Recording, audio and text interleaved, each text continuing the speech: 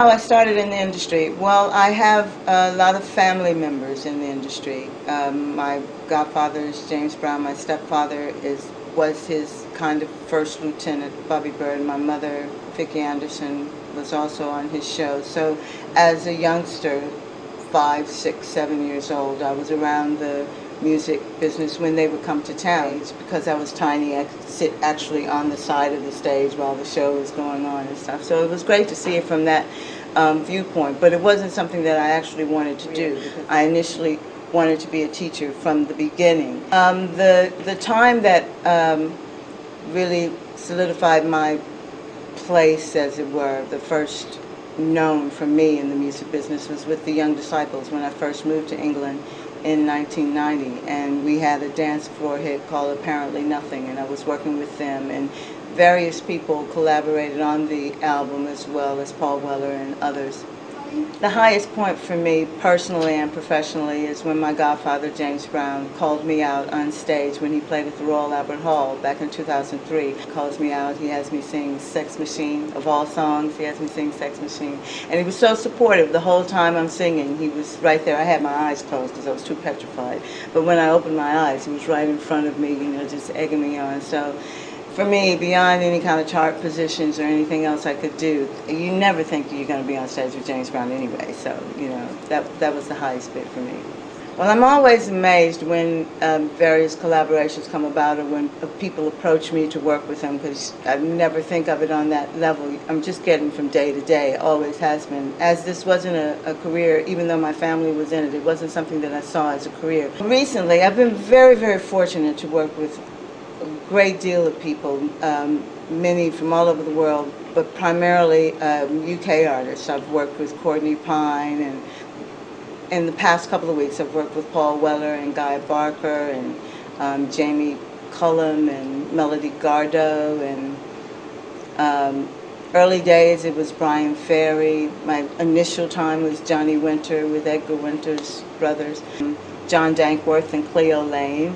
And Cleo Lane actually was the reason why I got these Ronnie Scott's gigs, where I'm doing Ronnie Scott's Jazz All-Stars shows with them, because she was so taken with my singing. And from Cleo Lane, that's like a huge big deal, because I was like this. I couldn't even talk in front of her.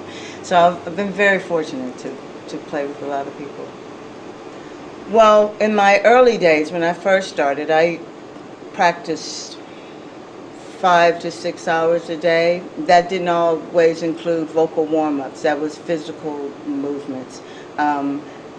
Being able to have big sighs to go from my gut all the way to the top of my head, and just opening myself up and doing a lot of different vocal exercises. I generally pick vocal exercises from anything, from classical music, jazz music, anything that I find where there's a piece of music that's really difficult for me to do. That's what I'm going to pick as a vocal exercise to do in every different key. So now it's just a matter of a particular type of throat pastille that I use, and I have a certain type of herbal tea that I use, and I'll warm up earlier in the day, and I'll do a bit at sound check, but I save most of it for later, and then just a couple of mental things to try to remind myself what the lyrics are.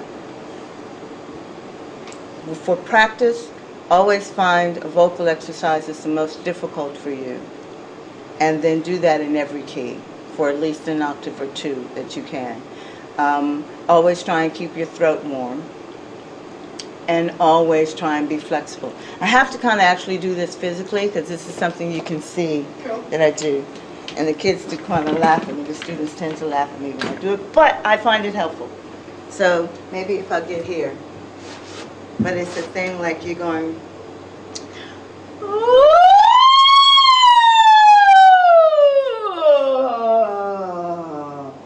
so that's a kind of opening thing.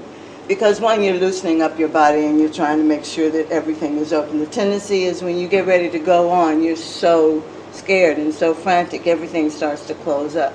So that's one thing I do. Probably not in the dressing room though, because somebody else might hear you or see you. That's probably something I do at home before I leave.